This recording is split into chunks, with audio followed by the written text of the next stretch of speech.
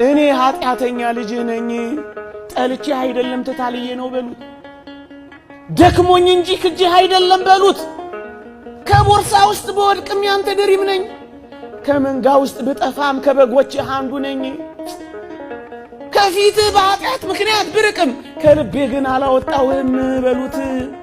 የትም ብትወድቁ ያነሳችኋል። ወገኖቼ ሰይጣን ይሄን ያህል ከጣለን እግዚአብሔር ደግሞ እንዴት እንደሚያነሳችሁ አስቡት። ወደማናውቀው ክብር ነው የሚያደርሰን እግዚአብሔር። እየጠበቀን እኮ ነው እግዚአብሔር። ወገኖቼ ወጣቶቹ እመኑት። ሲያሳፍራችሁ እዩት። እግዚአብሔር ማንን አሳፍሮ ያውቃል? አብርሃምን ነውን?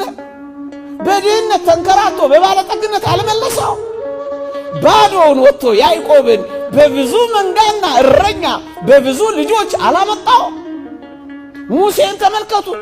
ባዶውን ከድሎት ቤት ወጥቶ የሕዝቡ መሪ፣ የመንጋው አስተማሪ፣ የሕጉ መጋቢ፣ የብዙ ራእዮችና ባለጠጎች አላረገው? ታዲያ ይህ እግዚአብሔር ከኛ ጋር የለም? ወጣቶቹ እመኑት፣ አምልኩትና እመኑት እንጂ እንዳትፈሩ። እመን እንጂ አትፍራ። ብዙዎቻችሁ ፈርታችሁ ኃጢአት እየሰራችሁ እንደሆነ እናውቃለን።